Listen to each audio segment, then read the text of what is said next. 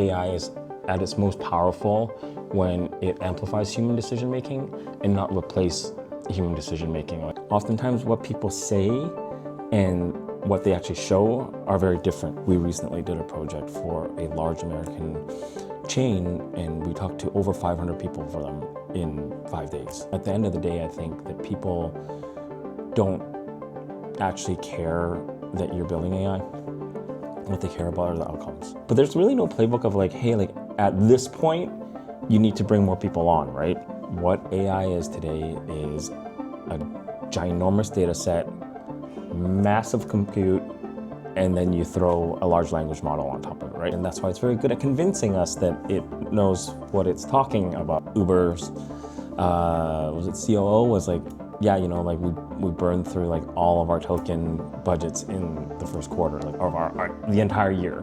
The new generation of people, younger people are also realizing like, hey, like this might actually cause us to stop being able to think, right? Even they're saying like, we don't want to use AI in our class. It disappeared at the, like literally 2 days before we were gonna have everything signed, so. Hello, I'm Julio. What's your name and what do you do? My name is Renny and I am the founder of a company called Convo. That's getconvo.ai, and Convo is a AI-powered voice interviewing platform that allows user researchers and market researchers to scale and do different types of research that they couldn't have done before, right? So we can now interview hundreds or thousands of people at the same time, whereas in the past you would have to do one-on-one interviews. So that's what we kind of enable.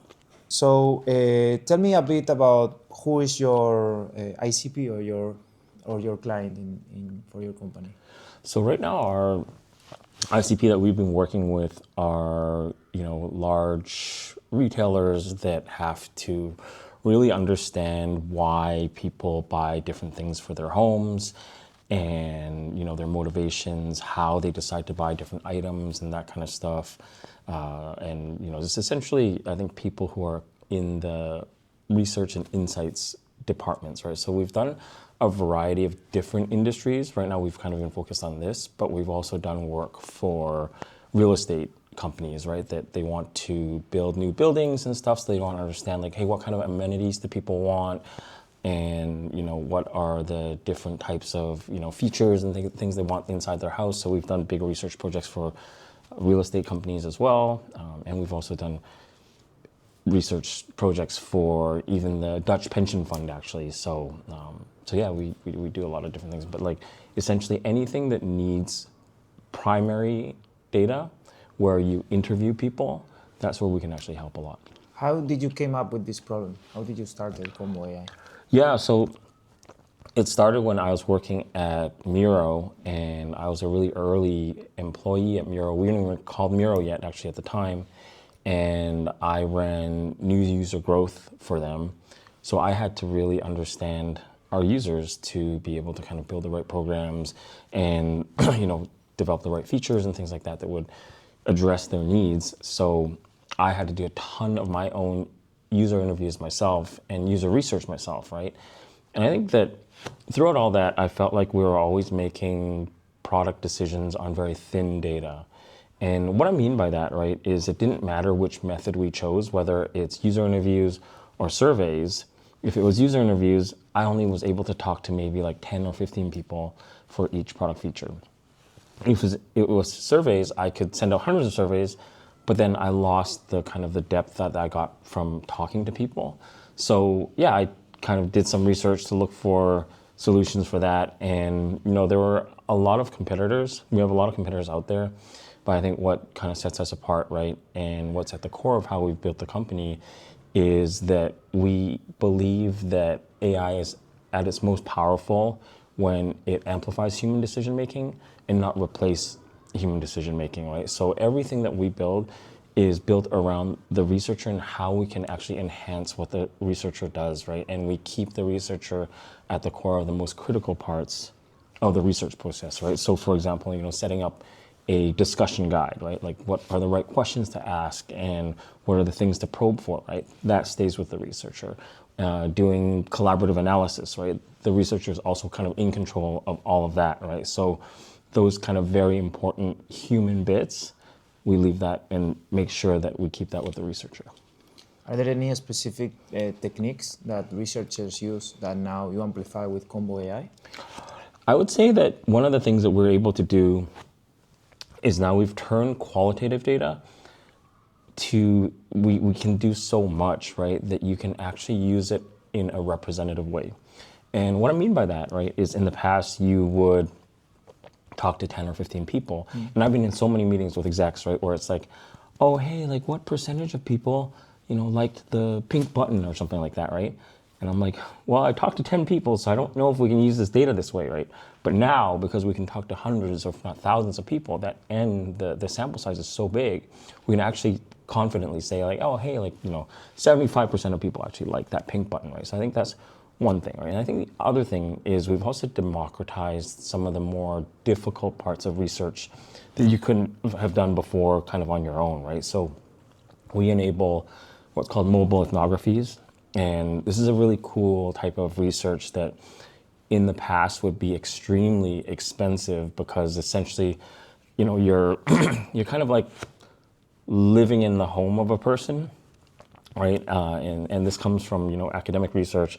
We in business world kind of do, I would say, ethnography lights.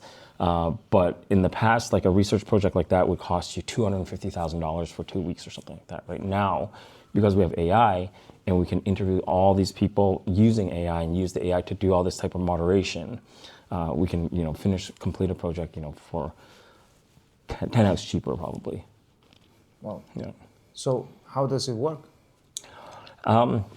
So for the mobile ethnography, how it works is essentially we do a few different things, right? So beyond just like a regular interview, and where this becomes very powerful, right, is that if you do just a regular user interview, for certain things you end up priming people into thinking about different events, right? So a good example of this is Budweiser actually in the US did an ethnography rather, because if you do user interviews, people start to think about drinking events, right? Because so they're like, oh, like I drink at weddings or parties and things like that. And they don't think about the non-drinking events where they also do actually grab a drink. So they ran an ethnographic study, and what they realized was that Americans in particular really like to grab a beer when they're doing yard work. So, excuse me. So what they did was they released smaller cans of beer so you would finish it while it was still cold, so that you wouldn't have any warm beer kind of left over. So that was like something that I don't think you would have been able to surface with a regular user interview, right? So how we actually enable this is using AI.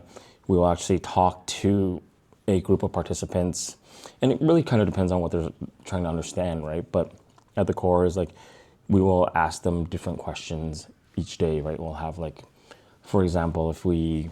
Is AI the interviewer? Yeah, the AI will do the interview. And there's also tasks that we actually have the users complete as well. So it's the interview. We also can actually have them record videos of their surroundings, right? So if there's specific things we want them to record, we can have them record that and also take photos. And where this becomes extremely powerful too, right, is because oftentimes what people say and what they actually show are very different, right? So how they describe themselves might be very different from the artifacts that you get, like the pictures or the videos or anything like that. So then you can really start to surface out these different tensions that people have.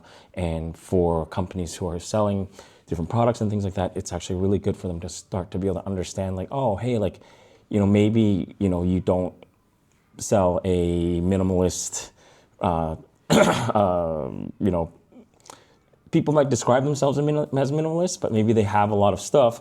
And instead of saying like, hey, we can give you this minimalist nice lifestyle, it's like, hey, we can give you storage solutions so you can put your stuff away, right? So that you can seem like you're a minimalist even though you have a lot of stuff. So stuff like that, I would say. Interesting. So how does it work? From my understanding, is through a mobile app or any kind of other tools. It's just a web app, so you can do it on web app? desktop or on mobile, yeah. But essentially, a lot of input devices like audio, video are connected. Yeah. And Convo AI translate all that information, before agrees on a survey with the researcher and Yeah. translate all the information into tangible outputs Exactly. that finally you can reproduce Yeah. massively, because before it cost a lot, right? Exactly. So in the past, like you wouldn't be able to do a large ethnographic research without paying tons of money, because you need to, essentially you would have to have like moderators talk to people, right? One-on-one, right? So at most you might be able to get like 25 people or something like that, right? We recently did a project for a large American chain, and we talked to over 500 people for them in 5 days. Wow. Yeah. Wow. And which challenges have you found during the whole process of building this company? I think some of the challenges I face are more, around, I would say that this is following. I think one of the big challenges, I think, when you're building in AI is that something that seems very novel today could be very archaic and old tomorrow, right? And a great example of this is, 2.5 years ago when I started building this, I spent a lot of time and effort making the AI conversation, because we use voice AI as part of it, right? And that was like, at the time, that was a differentiator from our competitors. Our competitors use chat, or they use kind of like a walkie-talkie, like you push to record. So I made it like full duplex, and we reduced that latency so it could feel like a natural conversation like you and I are having right now. So I spent tons of effort doing this, right? And I think initially it was pretty cool. Like people saw this and they're like, "Oh yeah, that's pretty neat. I can see ourselves using this." And then OpenAI, like 6 months later, came out with their multimodal model, right? Which then like this just became a natural thing. Like, and we're just like, okay, well now we spent all that money, like time and effort on this, but so I think things like that are challenges, obviously, because the tech is just changing so fast, right? That you sometimes are like, oh well, I spent all this time on this. So I think the lesson there is, and I think it's good because we're still a pretty small team of like 6 people, that we can adapt to these changes relatively quickly. I think the other thing that is a challenge, right, I would say, is that I think that when it comes to AI, right, a challenge, and I think that it's important, right, is at the end of the day, I think that people don't actually care that you're building AI. What they care about are the outcomes, right? So what is it that you can actually deliver for me, right? And that's the insights and that kind of stuff, right, that we can deliver to them. They don't care that it's an AI doing the interviews. They don't care, right? It's like, at the end of the day, it's like, hey, this is the output, and this is what I can present to my stakeholders. This is how you're going to save me time or allow me to do different research that I couldn't do before. And I think that's really important, right? Is that like, we don't have to keep, I think, telling people like we're building this AI company, right? And I think that dovetails into the next piece, which is the trust, right? Because I think at this point, everyone knows, right? These things just lie all the time, right? They they hallucinate, they make stuff up, right? So, for us, something that is, again, also at our core, right, is this trust piece, right? So everything that we do is as transparent as possible and as explainable as possible, right? Like those are kind of core tenets for us, right? So every insight that we deliver to our customers has evidence attached to it, right? So whether it's an image, whether it's a quote, or like a still from the video, right? We show them like, hey, like if we tell people like, oh, hey, like 90% of the people have beige rooms or whatever, right? Well, we can show them like every single picture, right? Like, hey, like look at this. You can see all the photos here of all the rooms, right? And I think that helps kind of build that trust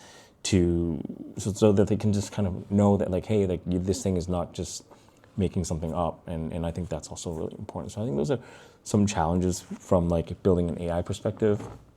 I think the other part of building a startup, I think that's challenging is it's hard to, excuse me, it's hard to know when to bring additional help on, I think, right? Because there's a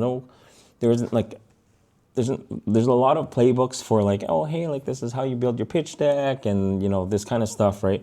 But there's really no playbook of like, hey, like at this point, you need to bring more people on, right? So I think kind of figuring that out is very challenging. It was very challenging for me at least, right? Because I felt like,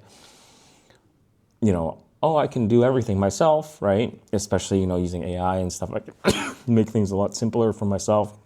But then at the same time, it's like you actually can't do everything yourself, right? Like there's only so much time in a day. Even if you have AI like doing different tasks for you, you can only do so much. And then there's also the context switching as well, right? So if I'm spending all my day, like mornings, like doing product work or engineering work, it's hard to actually switch gears and then move into to do sales or marketing and that kind of stuff, right? So yeah, I think it's kind of like that part is tricky. And you also have to kind of balance too. It's just like, hey, like I don't have a lot of money, right? Because like I'm bootstrapped. So like I think that also makes it tricky of like, oh, okay, like do I really want to spend, I don't know, 2,000 euros a month? Or if I'm lucky, right? Like if I can get someone to believe in the dream, and I'm only paying 2,000 euros a month, then I'm lucky, right? And I think that's also part of the trickiness of like, hey, like when do I bring that person on to, I guess, accelerate and amplify the work that we do? Understood. Yeah. How do you see the world in the upcoming years with this AI and advancements that we are having in the upcoming years? Yeah. I think if I'm being honest, I don't think that we are going to reach AGI with AI in its current form, right? Because at the end of the day, what we have today, I think the intelligence piece is a bit of a misnomer, right? Because what AI is today is a ginormous data set, massive compute, and then you throw a large language model on top of it, right? So it's this predictive model that kind of like understands human language, and that's why it's very good at convincing us that it knows what it's talking about, right? But I think we're also starting to see that like just throwing more compute at this is not actually solving this problem, right? Like when we went from the first public release of ChatGPT to, was it three? 3 point, Yeah, 3.5 or whatever. 5, I think. Yeah. Like that was a huge jump, right, from the first one. And you're like, wow, this is incredible. But then when we went to 4, it was like, Wow. yeah. But then now we're seeing like, it's like that we're not seeing these giant leaps anymore, right? Like, sure, like on some benchmarks or whatever, it can code better, it can do this or whatever. But I think we're also starting to see too, even at companies, right? Like, like last week, Uber's, was it COO was like, yeah, like we burned through like all of our token budgets in the first quarter, like of the entire year, right? So now they've restricted, each engineer, they can only spend like $1,500, I think, a month on tokens.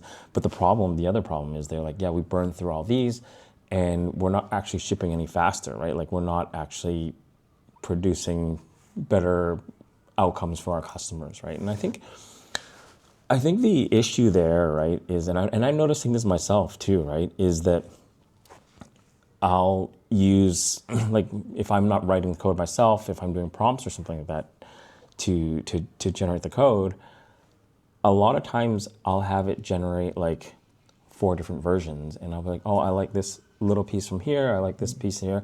So you're actually like, in a way, you're able to produce code faster, but then like your output time is still probably the same because now you're like picking and choosing from like all these different versions. But then that's also why your token costs are like so high, right? And also everybody uses for anything, so I think we are overusing it, right? Yeah. I think that's the other part too, right? Is that I think that they're very good at convincing us that it can think, and it really kind of doesn't think, right? And I think there's a lot of danger there, right? Like I think that with, for example, Google's announcement, like was last week, right, where they're like, hey, we're gonna do just basically all AI results. I think that's very dangerous, right? Because I think that part of humans being able to think critically, right, was like if you Googled something, you could look at the sources and be like, okay, like this is actually trustworthy and this makes sense. So I'll read this or whatever, or I won't read because this doesn't make sense. This is silly, right? But now, like if you're kind of replacing all that and you're just giving like an AI result, then you're kind of like, well, I don't know where this is coming from, right? Like it could have been like on the 10th page of the SERP and somehow like the AI is like picking this up and surfacing this. And I think that kind of stuff on a social level is very dangerous. So hopefully we can figure out some guardrails on how we can, protect ourselves from that. And, we're even seeing different things in education as well, right? So my partner is a professor actually at a university, and one of the things that she's noticed is what's actually interesting is she said the new class this year actually was like, yeah, we don't want to use AI on any of our stuff because like What does she teaches?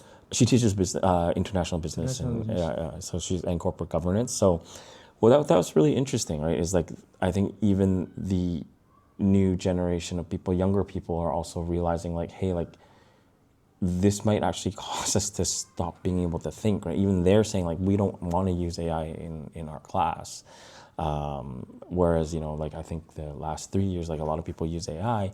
And what she noticed is that the people who rely really heavily on AI have a really hard time actually, like they might be able to produce work that looks really nice, but then when you ask them, very specific questions or whatever, right? They have a very hard time actually explaining those concepts, right? Because it's convinced you like, oh, this is the right answer, right? So yeah, I think these are things that I think are interesting on a social level, like definitely like, outside of building a startup. Interesting. Yeah. And you worked in US, right? I worked in the US, I worked in Canada as well, yeah.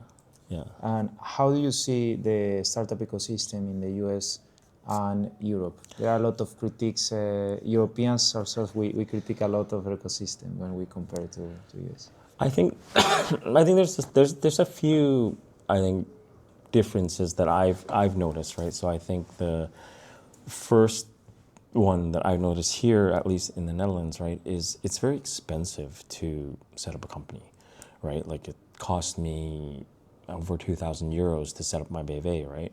So I imagine, if I was just out of university, like that's super expensive. Like even if I ask my parents, that's like a lot of money, right? Like it's like, $2,000 is not nothing, right? In the US and Canada, you can start a company for like $200, right? Like $200 is a significantly easier ask of your parents. Like, hey, can you lend me $200 to start working? Yeah, of course, right?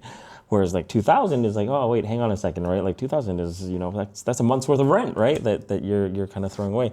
So I think that part already reduces, the number of people who want to take the plunge to start a company, right? And I wouldn't say that Europeans are less innovative than the U.S., right? Because like I think that's like one of the big things. Like Americans, like yeah, like well we have way more innovation here. Like all this stuff happened here, right? And like all this AI stuff happened there, right? And that's partially true, I think, right? Because DeepMind was actually originally a European company, right? So the original kind of AI company was a European company, right? It's just that I think that Europe in certain ways has a lot of different rules and regulations, right, to protect consumers, right, and to protect civilians, right, and I think it's tough, right, because I think as someone who lives here, I'm like I appreciate that, right, in certain ways, right, that like hey, like I know that at least the government will step in and make sure that my data privacy is taken care of and I'm protected, right? Whereas in the US, it's just like, okay, like we're gonna take your data and do whatever we want with it, and you don't get to say anything about it until something really bad happens, right?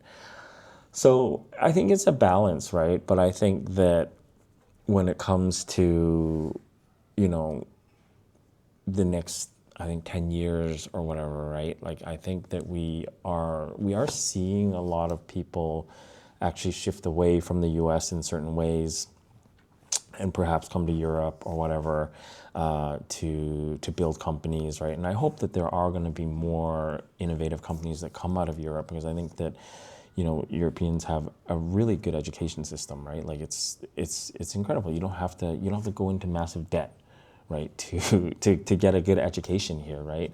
And I think, you know, there's very interesting problems that, you know, Europeans are solving, right? Like in Amsterdam, for example, in the Netherlands, for example, right? Like all the agriculture and these types of very different problems, you know, they're solving in very novel ways, right? That, you know, I kind of hadn't heard about some of these things, like using fungi to get rid of pollutants and things like that in water, right? Like I think that stuff's really cool, and I think that's really innovative, right? And I think that what we need is probably like we need the government to essentially help us from a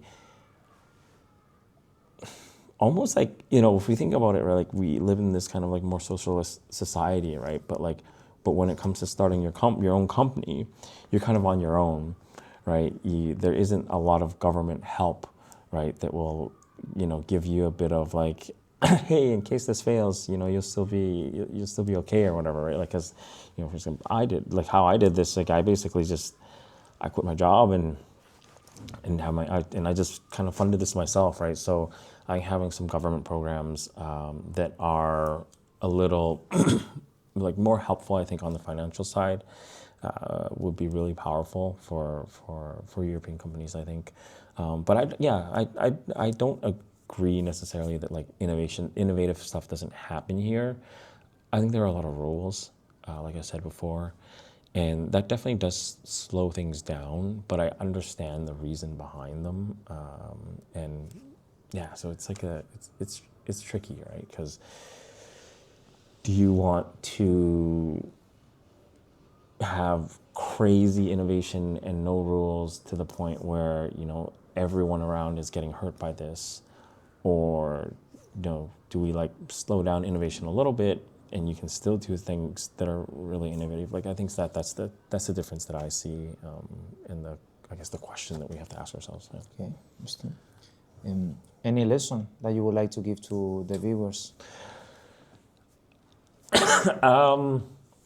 I think the biggest lesson that comes to mind is that building a startup is a marathon.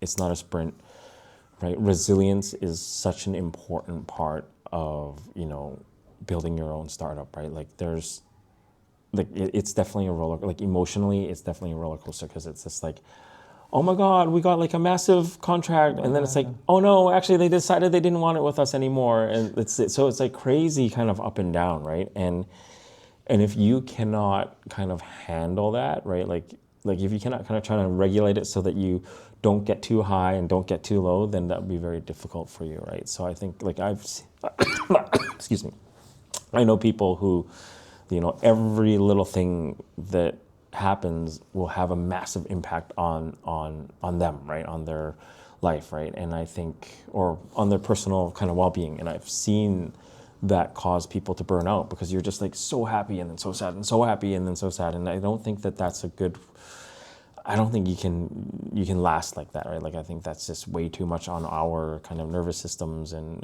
that kind of stuff, right? So I think, you know, that's all, I think, part of the resilience of it, right? Like knowing that there's going to be stuff that just doesn't work, right? That just fails really spectacularly. There's going to be deals that fall through that are, you know, kind of no fault of your own, right? Like for us, this happened like 2 months ago. We had this deal that we were about to sign on the dotted line, and then that company had layoffs, and then our champion was one of the people that got laid off. So we just like this deal that we worked on for 3 months that would have been, you know, like a pretty big deal for us, it disappeared at the like literally 2 days before we were gonna have everything signed. So, you know, if I were one of my friends who get really kind of caught up with this, I would be extremely depressed. But then I kind of looked at this as like, oh, hey, like this is a good sign, like, because this person really believed in us. Now we just have to we've learned so much about this industry, so I'm going to take those learnings and try and find other people in the same industry and basically explain to them how we can solve their problems for them. Because now I know, hey, like these are the big pain points that this guy actually wanted us to solve for him, and he was willing to pay us big money for this, right? So now I just have to find another person in a different company. Like there's so many companies out there, right? So I think again that's a part of the resilience. I think resilience is like super important, and then I think actually also just outside of the startup, having like a really good support system is really important, right? Like my partner, she's incredible, right? Like she is so encouraging all the time, and I think that helps me actually, like on those days where, like, where I lost that contract, right? Like it's having dinner with her that makes life like feel okay, right? Because like sometimes you do feel like pretty crap, but yeah, having that strong support system I think is also really important. Amazing. Yeah. Well, for the last question, it's not a question anymore. I leave you the camera and you can ask for a connection or anything to the network and the viewers that are watching this. Cool.